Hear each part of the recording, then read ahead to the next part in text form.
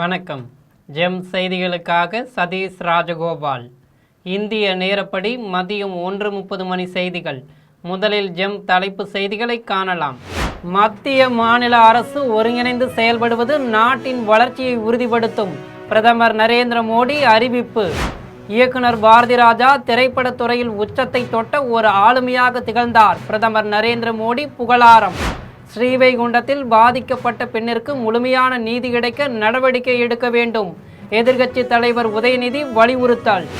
தில்லியில் தமிழக முதலமைச்சர் விஜய் தங்கியிருந்த தமிழ்நாடு இல்லத்தில் இன்று திடீரென தீ விபத்து.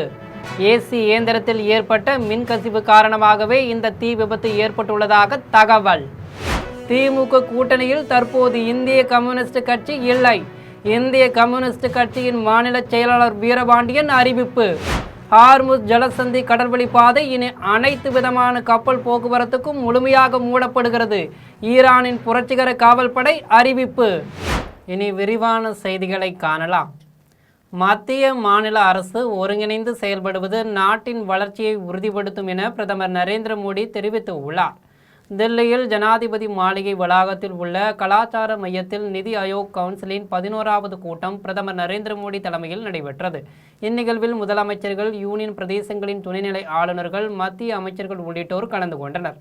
இக்கூட்டத்தில் பிரதமர் மோடி பேசிய போது இந்தியாவின் முன்னேற்றத்திற்காக கூட்டாட்சியின் தத்துவத்தின் வழிகாட்டுதலின்படி செயல்பட்டு வருவதாக தெரிவித்தார். மத்திய மாநில அரசு ஒருங்கிணைந்து செயல்படுவது நாட்டின் வளர்ச்சியை உறுதிப்படுத்தும் என்று கூறினார். இந்தியாவை முன்னேற்ற அனைத்து மாநில முதலமைச்சர்களுடன் ஒருங்கிணைந்து செயல்பட்டு வருவதாக தெரிவித்தார். நிதி ஆயோக் என்பது இந்தியாவின் வளர்ச்சி மற்றும் பொருளாதார கொள்கைகளை வடிவமைக்கும் முதன்மை சிந்தனை குழு என்பது குறிப்பிடத்தக்கது. இயக்குனர் பாரதிராஜா திரைப்படத்துறையில் உச்சத்தை தொட்ட ஓர் ஆளுமையாக திகழ்ந்தார் என்று பிரதமர் நரேந்திர மோடி தெரிவித்துள்ளார். பிரதமர் நரேந்திர மோடி இயக்குனர் பாரதிராஜாவின் மறைவு குறித்து தனது சமூக வலைதள பக்கத்தில் பதிவிட்டுள்ளார். இதில் பாரதிராஜாவின் மறைவு பெரும் துயரத்தை தருகிறது என்று தெரிவித்தார். தமிழ் திரையுலகை மாற்றியமைத்த படைப்புகளை வழங்கிய அவர் திரைப்படத்துறையில் உச்சத்தை தொட்ட ஓர் ஆளுமையாக திகழ்ந்தார் என்று கூறினார். குறிப்பாக கிராமப்புற வாழ்க்கையை அவர் சித்தரித்த விதம் மிகவும் போற்றத்தக்கது. துயரமான இந்த வேளையில் தனது எண்ணங்கள் யாவும் அவரது குடும்பத்தினருடனும் ரசிகர்களுடனும் இணைந்துள்ளதாக தெரிவித்தார். ஸ்ரீவைகுண்டத்தில் பாதிக்கப்பட்ட பெண்ணிற்கு முழுமையான நீதி கிடைக்க நடவடிக்கை எடுக்க வேண்டும் என்றும் குற்றவாளிகளுக்கு ஆதரவாக செயல்பட்ட சட்டமன்ற உறுப்பினர் பதவியிலிருந்து நீக்கப்பட வேண்டும் என்றும் எதிர்க்கட்சி தலைவர் உதயநிதி வலியுறுத்தியுள்ளார். எதிர்க்கட்சி தலைவர் உதயநிதி தனது சமூக வலைதள பக்கத்தில் ஸ்ரீவைகுண்டம் தாவேக சட்டமன்ற உறுப்பினர் சரவணனுக்கு நெருக்கமான அக்கட்சி நிர்வாகிகள் இருவர் பெண்ணை ஒருவருக்கு வேலை வாங்கி தருவதாக கூறி காரில் அழைத்து சென்று பாலியல் வன்கொடுமை செய்துள்ளதாக தெரிவித்தார். அமைச்சர் புசி ஆனந்திடம் பேசி உனக்கு வேலை வாங்கி தருகிறேன் என்று சட்டமன்ற உறுப்பினர் சரவணன் சமரசம் பேச முயன்றதாக பாதிக்கப்பட்ட பெண் கூறியதாக தெரிவித்தார். இதேபோல் இன்னொரு பெண்ணும் பாதிக்கப்பட்டுள்ளதாக அந்த பெண் கூறுகிறார். இன்னொரு அமைச்சருக்கும் இந்த பிரச்சனை தெரியும் என்கிறார். எல்லாம் மேலிடத்துக்கு தெரியும் என்று குற்றவாளிகள் கூறியதாகவும் சொல்லியுள்ளார். தனிமனித ஒழுக்கம் பற்றி பாடம் எடுத்துள்ள முதலமைச்சரின் ஒட்டுமொத்த சோஃபா மாடல் அரசும் இந்த விவகாரத்தை மூடி மறைக்க முயன்றுள்ளதாக குற்றம் சாட்டினார். பாலியல் வன்கொடுமை செய்திகளை கேட்கும் போதெல்லாம் நெஞ்சம் கலங்குகிறது, பதறுகிறது என்று 2 நாட்கள் முன் முதலமைச்சர் பேசினார். ஆனால் தன் கட்சியை சேர்ந்த தாவேக ஆட்களோ பாலியல் வன்கொடுமை செய்தால் பாதிக்கப்பட்ட பெண் மீது நடவடிக்கை எடுக்கிறார். எனவே ஸ்ரீவைகுண்டத்தில் பாதிக்கப்பட்ட பெண்ணிற்கு முழுமையான நீதி கிடைக்க நடவடிக்கை எடுக்க வேண்டும். மேலும் குற்றவாளிகளுக்கு ஆதரவாக செயல்பட்ட சட்டமன்ற உறுப்பினர் சரவணன் உடனடியாக பதவியிலிருந்து நீக்கப்பட வேண்டும் என்று தெரிவித்தார். தில்லியில் தமிழக முதலமைச்சர் விஜய் தங்கியிருந்த தமிழ்நாடு இல்லத்தில் இன்று திடீரென தீ விபத்து ஏற்பட்டதால் அப்பகுதியில் பெரும் பரபரப்பு ஏற்பட்டு உள்ளது. தில்லியில் தமிழக முதலமைச்சர் விஜய் தங்கியிருந்த தமிழ்நாடு இல்லத்தில் இன்று திடீரென தீ விபத்து ஏற்பட்டது. முதலமைச்சர் விஜய் அங்கிருந்து புறப்பட்டு சென்ற சிறிது நேரத்தில் தமிழ்நாடு இல்ல வளாகத்தில் உள்ள உணவகத்தில் திடீரென தீ விபத்து ஏற்பட்டதால் அப்பகுதியில் பெரும் பரபரப்பு ஏற்பட்டது. புகைமூட்டம் ஏற்பட்டதால் காவலர்கள் உடனடியாக அங்கிருந்தவர்களை வெளியேற்றினர். உடனடியாக தீ அணைக்கப்பட்டதால் மிகப்பெரிய அளவிலான சேதம் தவிர்க்கப்பட்டது.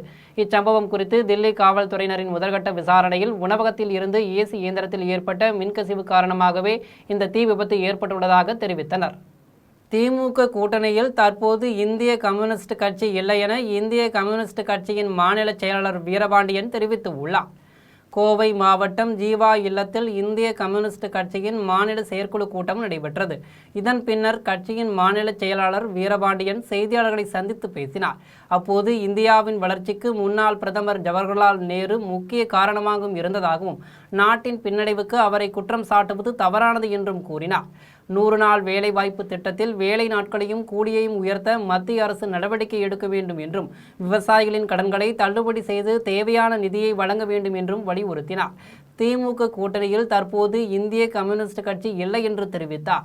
எதிர்காலத்தில் திமுக, அதிமுக, தாவேக உள்ளிட்ட ஜனநாயக சக்திகளுடன் இணைந்து செயல்படுவது குறித்து கட்சி முடிவெடுக்கும் என்று கூறினார். பிரதமரை சந்தித்த பின் முதலமைச்சர் விஜய் பத்திரிகையாளர்களை தொடர்ந்து சந்திக்க வேண்டும் என வலியுறுத்திய அவர், ஊடகம் இல்லாவிட்டால் ஜனநாயகம் குருடாகிவிடும் என்றார். சட்டபூர்வமாக இருக்க வேண்டும் என்கிற கருத்தியலை கொண்டிருந்தார். டாக்டர் அம்பேத்கருக்கும் அத்தகைய கருத்து இருந்தது. இன்றைக்கு உலகமே வியக்கிற பல கட்சி இயங்குமுறை நம் நாட்டில் நிலவுவதற்கு ஜவஹர்லால் நேரு, டாக்டர் அம்பேத்கர் போன்ற மேதைகள் தான் காரணம் என்பதை நாட்டின் பிரதமரும் பிஜேபி தலைவர்களும், அவர் மீது வசைபாடுகிற பிஜேபி தலைவர்களும் உணர வேண்டும் என்று நாங்கள் கேட்டுக்கொள்கிறோம். 5 ஆண்டு திட்டம்.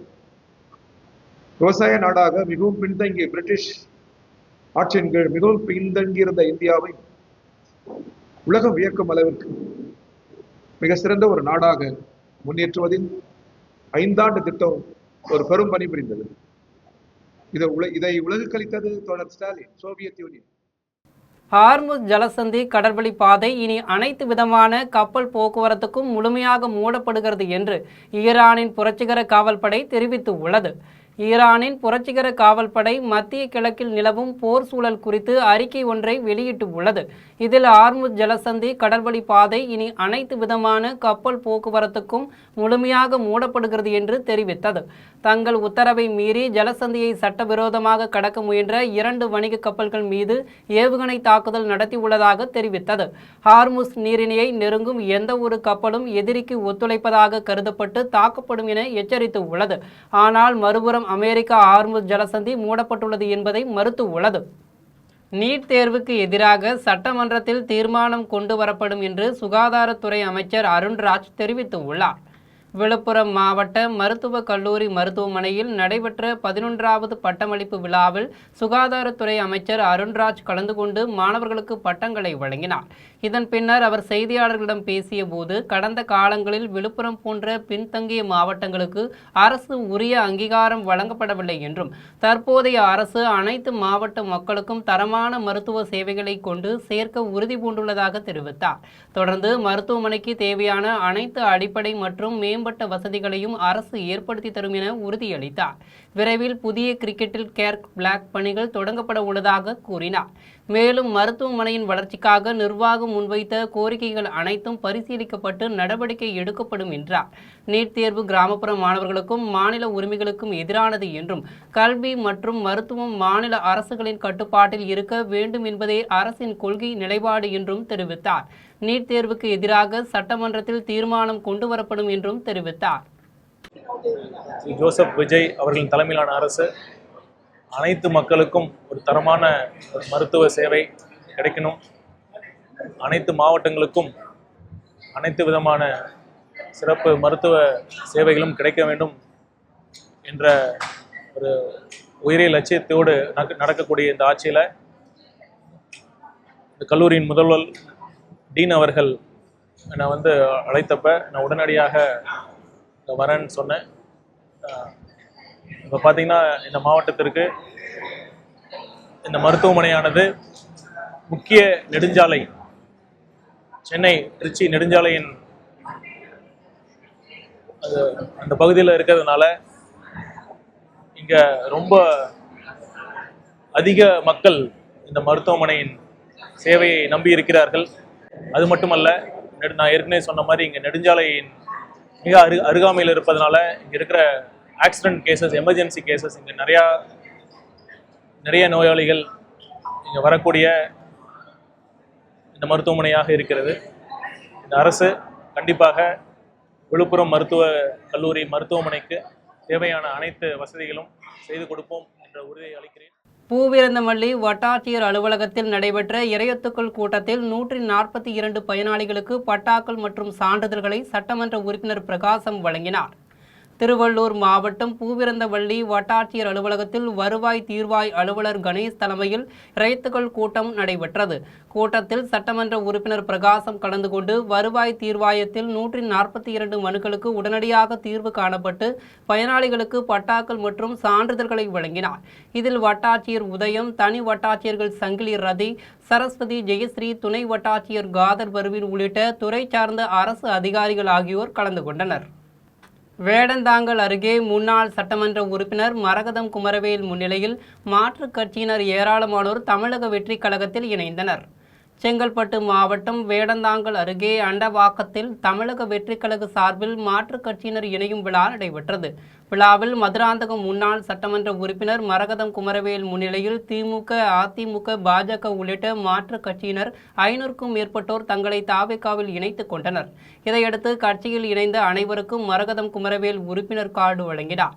மேலும் தூய்மை பணியாளர்களுக்கு நலத்திட்ட உதவிகள் வழங்கப்பட்டது. இதில் மாவட்ட செயலாளர் பாலாஜி உள்ளிட்ட கட்சி நிர்வாகிகள் கலந்து கொண்டனர். வடலூரில் தமிழ்நாடு கலைத்தாய் அனைத்து நாட்டுப்புற கலைஞர்கள் மாநில சங்க செயற்குழு கூட்டம் நாட்டுப்புற கலைஞர்கள் நலச்சங்கத்தின் சார்பில் நடைபெற்றது. கடலூர் மாவட்டம் வடலூரில் தமிழ்நாடு கலைத்தாய் அனைத்து நாட்டுப்புற கலைஞர்கள் மாநில சங்க செயற்குழு கூட்டம் தனியார் திருமண மண்டபத்தில் நடைபெற்றது. இக்கூட்டத்தில் தமிழகத்தில் புதிதாக ஆட்சி அமைத்திருக்கும் முதல்வர் விஜய் மற்றும் அமைச்சர் பெருமக்களுக்கும் நாட்டுப்புற கலைஞர்கள் நலச்சங்கத்தின் சார்பாக வாழ்த்துக்கள் தெரிவிக்கப்பட்டது. தமிழக இயல், இசை, நாடக மன்றத்திற்கு புதிய தலைவர், உறுப்பினர், செயலாளர் ஆகியோர்களை கலை சார்ந்த கிராமிய நாட்டுப்புற கலைஞர்களை தேர்வு செய்ய ஆவணம் செய்யுமாறும், நாட்டுப்புற கலைஞர்களுக்கு கலை பண்பாட்டுத்துறை அடையாள அட்டை வைத்திருக்கும் கலைஞர்களுக்கு முற்றிலும் இலவச பேருந்து பயண அட்டை வழங்க ஆவணம் செய்ய வேண்டும் உள்ளிட்ட பல்வேறு தீர்மானங்கள் நிறைவேற்றப்பட்டது.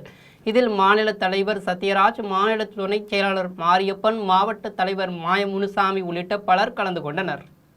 இந்த கூட்டத்தில் புதிதாக தமிழக முதல்வராக பொறுப்பேற்றிருக்கும் மாண்புமிகு தமிழக முதல்வர் விஜய் அவர்களுக்கு வாழ்த்துக்களையும் நன்றியும் தெரிவித்துக் கொள்கிறது இந்த சங்கம். மேலும் எங்கள் மாநில சங்கத்திற்கு தமிழக அரசு பல்வேறு கோரிக்கைகளை புதிய அரசுக்கு முன்வைக்கின்றோம். எங்களுடைய கலைஞர்கள் 6 மாதம்தான் அவர்களுக்கு வாழ்வாதாரம், மீதி 6 மாதத்திற்கு எந்த விதமான வாழ்வாதாரமும் வழி இல்லாதவர்கள், வேறு எந்த வேலைக்கும் செல்லாதவர்கள்.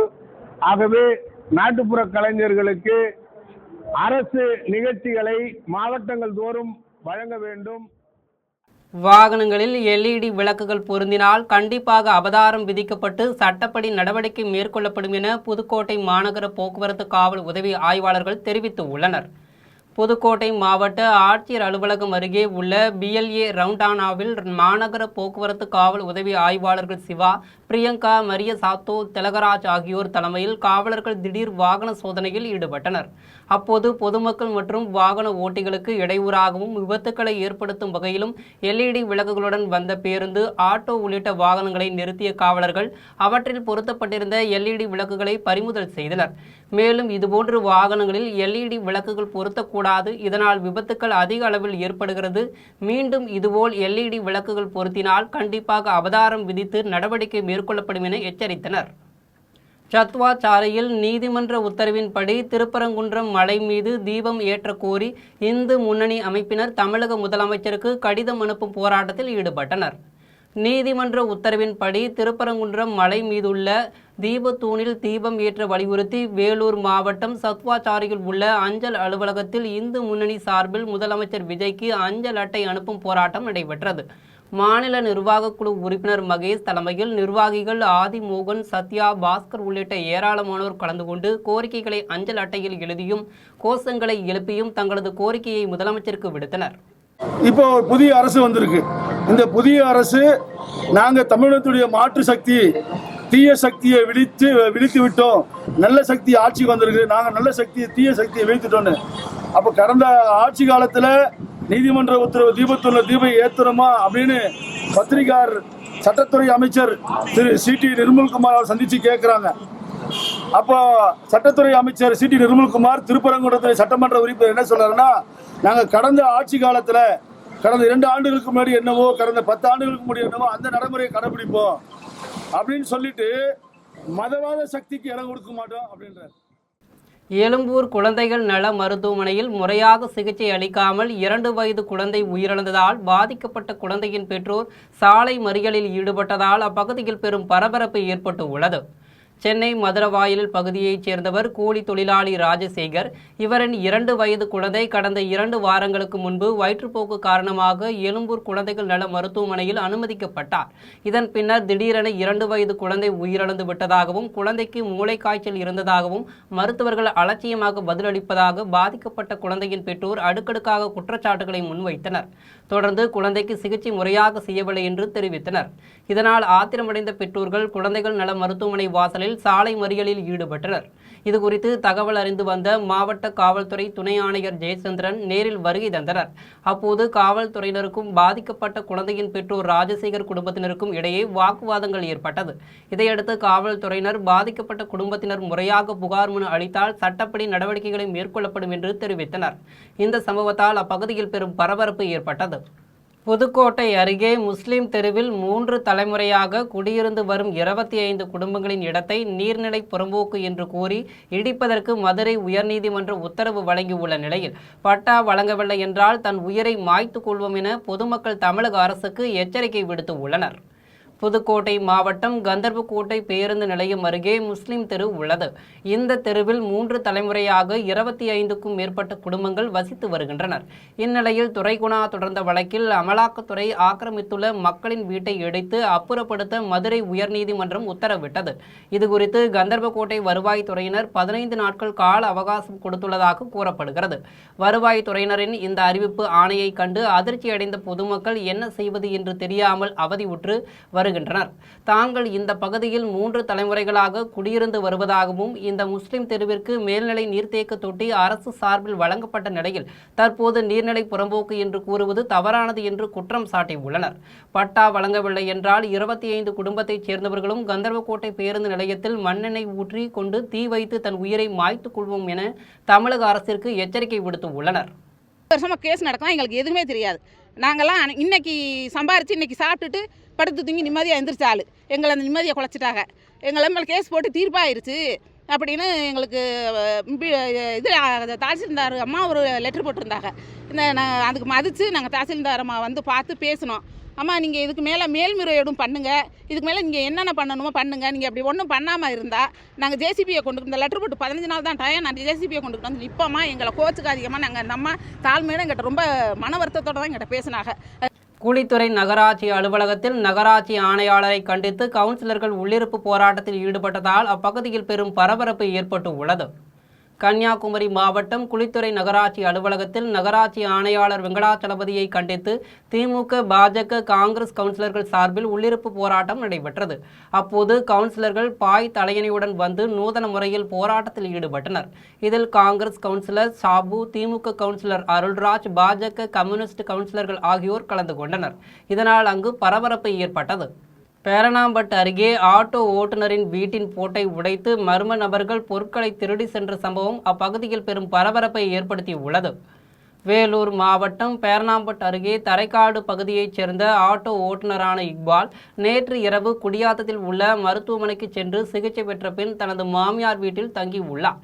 பின்னர் மறுநாள் காலையில் வீட்டிற்கு சென்று பார்த்தபோது அவரது வீட்டின் பூட்டு உடைக்கப்பட்டிருப்பதைக் கண்டு அதிர்ச்சியடைந்தார். தொடர்ந்து வீட்டில் உள்ளே சென்று பார்த்தபோது பீரோவில் வைக்கப்பட்டிருந்த 5 சவரன் தங்க நகையும் 4 செட் வெள்ளி கொலுசும் 50,000 ரூபாய் பணமும் திருடப்பட்டது என்பது தெரிய வந்தது. இதுகுறித்து பேரணாம்பட்டு காவல்துறையினருக்கு புகார் அளித்தனர்.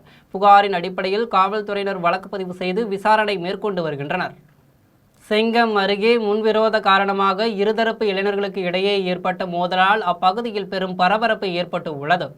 திருவண்ணாமலை மாவட்டம் செங்கம் அருகே கொண்டம் பகுதியைச் சேர்ந்த ஓட்டுநர் பெருமாள் மற்றும் பார்த்திபன் ஜேசிபி இயந்திரத்திற்கு டீசல் வாங்குவதற்காக இருசக்கர வாகனத்தில் கொண்டம் பகுதிக்கு சென்றனர்.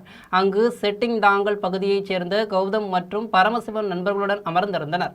அப்போது பெருமாள் மற்றும் பார்த்திபன் என்பவர்களுக்கும் கௌதம் மற்றும் பரமசிவம் என்பவர்களுக்கும் முன்விரோதம் காரணமாக வாக்குவாதம் ஏற்பட்டு கைகலப்பாக மாறியது.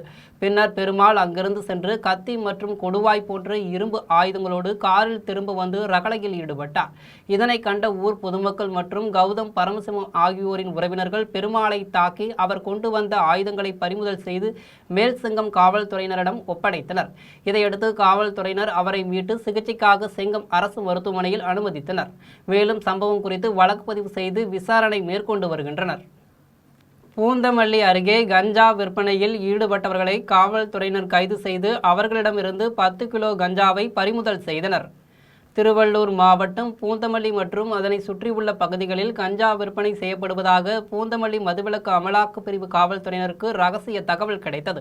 இதையடுத்து காவல்துறையினர் பெங்களூரு தேசிய நெடுஞ்சாலையில் சர்வீஸ் சாலை அருகே தீவிரமாக கண்காணிப்பில் ஈடுபட்ட போது சந்தேகத்திற்கு இடமாக நின்று கொண்டிருந்த இருவரை பிடித்து விசாரித்த போது அவர்களிடம் கஞ்சா இருப்பதாக தெரிய வந்தது. இதையடுத்து இருவரையும் காவல் நிலையத்திற்கு அழைத்து சென்று விசாரித்தனர். விசாரணையில் பிடிபட்ட நபர்கள் கேரள மாநிலத்தைச் சேர்ந்த சுஜித் ராய்ஜாய் ஆகிய இருவரும் கஞ்சா விற்பனையில் ஈடுபட்டது தெரிய வந்தது. இதையடுத்து இருவரையும் கைது செய்த காவல்துறையினர் அவர்களிடமிருந்து 10 கிலோ கஞ்சாவை பறிமுதல் செய்தனர். வாழப்பாடி அரசு மருத்துவமனைக்கு சிகிச்சைக்கு வந்த மூதாட்டியிடம் நூதன முறையில் பணம் திருடிய பெண்ணை காவல்துறையினர் கைது செய்து உள்ளனர். சேலம் மாவட்டம் மன்னார்பாளையம் பகுதியைச் சேர்ந்தவர் மூதாட்டி சின்னமயிலி. இவர் கடந்த 6ஆம் தேதி வாழப்பாடி அரசு மருத்துவமனைக்கு சிகிச்சைக்காக வந்திருந்தார். அப்போது அங்கு அவர் மருந்தகத்தில் மாத்திரை வாங்குவதற்காக பையை மருத்துவமனையில் இருந்து நாற்காலியில் வைத்துவிட்டு சென்று உள்ளார். இதன் பின்னர் மூதாட்டி திரும்பி வந்து பையை சோதனை செய்தபோது அதிலிருந்து 25,000 ரூபாய் பணம் களவு போனதைக் கண்டு அதிர்ச்சியடைந்தார். இதையடுத்து மூதாட்டி சின்னமயிலி வாழப்பாடி காவல் நிலையத்தில் இதுகுறித்து புகார் அளித்தார். புகாரின் அடிப்படையில் காவல்துறையினர் மருத்துவமனையின் கண்காணிப்பு கேமரா காட்சிகளை கொண்டு பணத்தை திருடிய மர்ம நபரை தீவிரமாக தேடி வந்தனர். காவல்துறையினரின் விசாரணையில் பெத்தநாயக்கன் பாளையத்தைச் சேர்ந்த விஜயலட்சுமி பணத்தை திருடியது தெரிய வந்தது. இதையடுத்து அவரை கைது செய்த காவல்துறையினர் அவரிடமிருந்து பணத்தை மீட்டனர். திருவட்டார் அருகே பொதுப்பணித்துறைக்கு சொந்தமான நிலத்தில் இருந்த ரப்பர் மரங்களை வெட்டி கடத்தியவர்கள் குறித்து குலசேகரம் காவல்துறையினர் தீவிர விசாரணை மேற்கொண்டு வருகின்றனர். கன்னியாகுமரி மாவட்டம் திருவட்டார் அருகே உள்ள பொன்மலையில் 2 ஏக்கர் நீர்நிலை புறம்போக்கு நிலத்தில் இருந்த ரப்பர் மரங்களை செல்வன் என்பவர் சட்டவிரோதமாக வெட்டி கடத்தி உள்ளார். இதுகுறித்து தகவல் அறிந்து சம்பவ இடத்திற்கு வந்த வருவாய்த்துறையினரும் பொதுப்பணித்துறையினரும் ஆய்வு மேற்கொண்டனர். தொடர்ந்து இது தொடர்பாக நீர்வளத்துறை உதவி பொறியாளர் பொன் செல்வன் குலசேகரம் காவல் நிலையத்தில் புகார் அளித்தார். புகாரின் பேரில் காவல்துறையினர் தீவிர விசாரணை மேற்கொண்டு வருகின்றனர். காஞ்சிபுரம் அரக்கோணம் சாலையில் டிராக்டரின் மீது தனியார் தொழிற்சாலை பேருந்து மோதிய விபத்தில் ஒருவர் நிகழ்விடத்திலேயே உயிரிழந்தார். காஞ்சிபுரம் அடுத்த மேல் சிறுனை கிராமத்தை சேர்ந்தவர்கள் வெங்கடேசன், நேரு, குமரவேல் ஆகிய மூவரும் சிறுனை கிராமத்திலிருந்து பரந்தூர் நோக்கி சென்று கொண்டிருந்தனர். அப்போது காஞ்சிபுரம் அரக்கோணம் சாலையில் சென்று கொண்டிருந்த டிராக்டரின் மீது பின்னால் வந்த ஃபாக்ஸ்கான் தொழிற்சாலை பேருந்து மோதி விபத்துக்குள்ளானது. இவ்விபத்தில் வெங்கடேசன் என்பவர் நிகழ்விடத்திலேயே உயிரிழந்தார். மேலும் விபத்தில் டிராக்டர் மற்றும் தொழிற்சாலை பேருந்தில் பயணித்த 5 பேர் படுகாயங்களுடன் சிகிச்சைக்காக காஞ்சிபுரம் அரசு மருத்துவமனையில் அனுமதிக்கப்பட்டனர். விபத்து குறித்து தகவல் அறிந்து சம்பவ இடத்திற்கு வந்த பொன்னேரிக்கரை காவல்துறையினர் உயிரிழந்த வெங்கடேசன் உடலை கைப்பற்றி உடற்கூராய்விற்காக காஞ்சிபுரம் அரசு மருத்துவமனைக்கு அனுப்பி வைத்து வாகனங்களை பறிமுதல் செய்து விபத்து குறித்து விசாரணை மேற்கொண்டு வருகின்றனர்.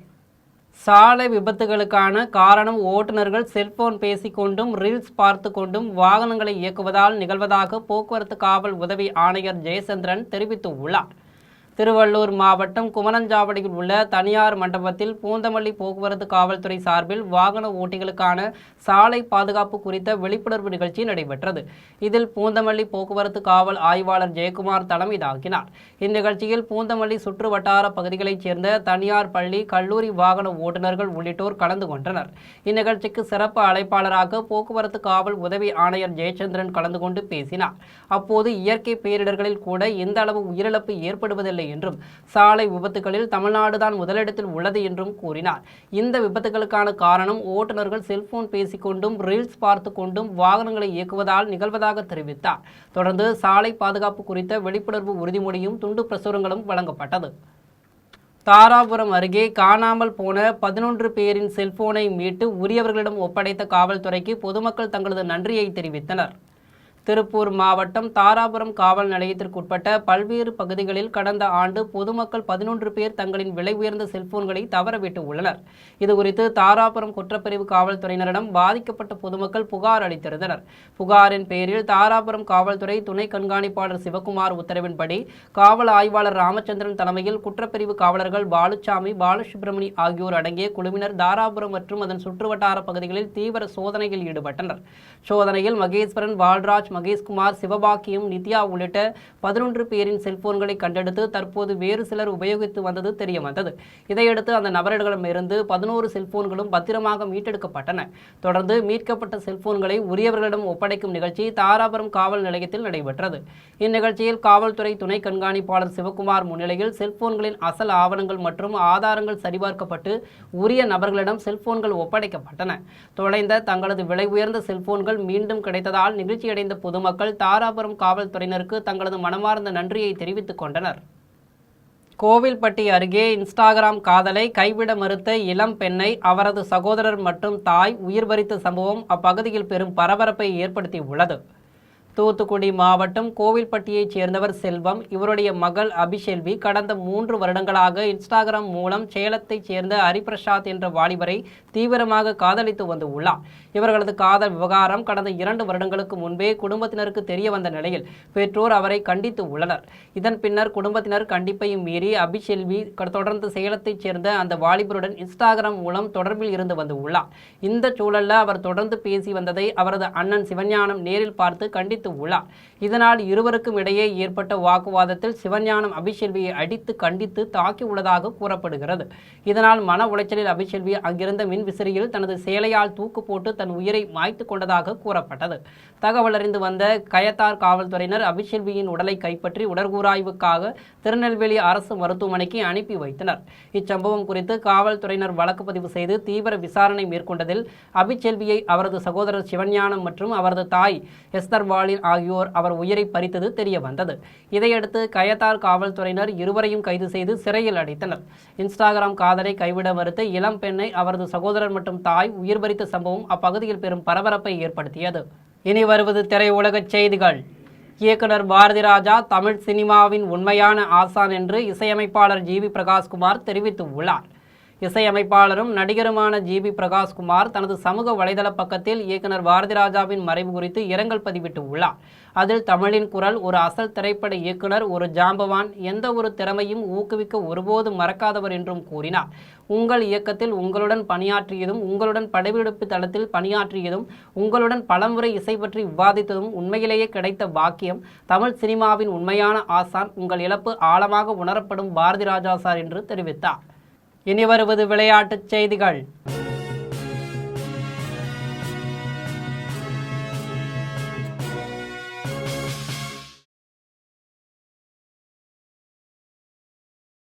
ஆஸ்திரேலிய ஓபன் பேட்மிண்டன் தொடரின் ஆண்கள் கலப்பு இரட்டையர் பிரிவுக்கான முதல் சுற்று போட்டியில் இந்திய ஜோடி வெற்றி பெற்று அடுத்த சுற்றுக்கு முன்னேறியுள்ளது. சிட்னியில் ஆஸ்திரேலிய ஓபன் பேட்மிண்டன் தொடரின் ஆண்கள் கலப்பு இரட்டையர் பிரிவுக்கான முதல் சுற்று போட்டி நடைபெற்றது. இந்த போட்டியில் இந்தியாவின் துருவ் ராவத், மனிஷா ஜோடி ஆஸ்திரேலியாவின் லேம் ஜேடன், விக்டோரியா ஜோனதி ஜோடியுடன் மோதியது. இதில் அதிரடியாக விளையாடிய இந்திய ஜோடி 2-0 என்ற செட் கணக்கில் வீழ்த்தி அடுத்த சுற்றுக்கு முன்னேறியுள்ளது. இனி வருவது தங்கம், வெள்ளி மற்றும் பங்குச்சந்தை விலை நிலவரம்.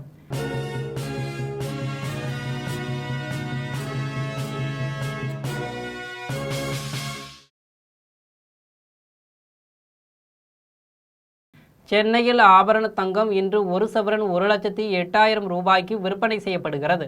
சென்னையில் இன்று ஆபரண தங்கத்தின் விலை கிராமுக்கு 300 ரூபாய் குறைந்து 13,500 ரூபாய்க்கு விற்பனை செய்யப்படுகிறது. மேலும் 1 சவரன் 2,400 ரூபாய் குறைந்து 1,08,000 ரூபாய்க்கு விற்பனை செய்யப்படுகிறது. 24 கேரட் தூய தங்கம் 1 சவரன் 1,17,824 ரூபாய்க்கு விற்பனை செய்யப்படுகிறது. மேலும் 1 கிராம் வெள்ளி 260 ரூபாய்க்கும் 1 கிலோ வெள்ளி 2,60,000 ரூபாய்க்கும் விற்பனை செய்யப்படுகிறது. இந்திய பங்குச் சந்தைகளில் வணிகம் இன்று உயர்வுடன் காணப்படுகிறது. மும்பை பங்குச்சந்தை பங்குவிலை குறியீட்டு எண் சென்செக்ஸ் 34 புள்ளிகள் அதிகரித்து 74,017 புள்ளிகளில் வணிகமாகிறது. தேசிய பங்குச்சந்தை பங்குவிலை குறியீட்டு எண் நிப்டி 5 புள்ளிகள் அதிகரித்து 23,220 புள்ளிகளில் வணிகமாகிறது. மீண்டும் ஜெம் தலைப்பு செய்திகள். மத்திய மாநில அரசு ஒருங்கிணைந்து செயல்படுவது நாட்டின் வளர்ச்சியை உறுதிப்படுத்தும். பிரதமர் நரேந்திர மோடி அறிவிப்பு. இயக்குனர் பாரதி ராஜா திரைப்படத் துறையில் உச்சத்தை தொட்ட ஒரு ஆளுமையாக திகழ்ந்தார். பிரதமர் நரேந்திர மோடி புகழாரம். ஸ்ரீவைகுண்டத்தில் பாதிக்கப்பட்ட பெண்ணிற்கு முழுமையான நீதி கிடைக்க நடவடிக்கை எடுக்க வேண்டும். எதிர்க்கட்சி தலைவர் உதயநிதி வலியுறுத்தல். தில்லியில் தமிழக முதலமைச்சர் விஜய் தங்கியிருந்த தமிழ்நாடு இல்லத்தில் இன்று திடீரென தீ விபத்து. ஏசி இயந்திரத்தில் ஏற்பட்ட மின்கசிவு காரணமாகவே இந்த தீ விபத்து ஏற்பட்டுள்ளதாக தகவல். திமுக கூட்டணியில் தற்போது இந்திய கம்யூனிஸ்ட் கட்சி இல்லை. இந்திய கம்யூனிஸ்ட் கட்சியின் மாநில செயலாளர் வீரபாண்டியன் அறிவிப்பு. ஹார்முஸ் ஜலசந்தி கடல்வழி பாதை இனி அனைத்து விதமான கப்பல் போக்குவரத்துக்கும் முழுமையாக மூடப்படுகிறது. ஈரானின் புரட்சிகர காவல்படை அறிவிப்பு. இத்துடன் ஜெம் செய்திகள் நிறைவடைகின்றன. மீண்டும் ஜெம் செய்திகள் மாலை 6 மணிக்கு. உடனுக்குடன் செய்திகளை காண ஜெம் live.tv என்ற இணையதளத்தில் இணைந்திருங்கள். நன்றி, வணக்கம்.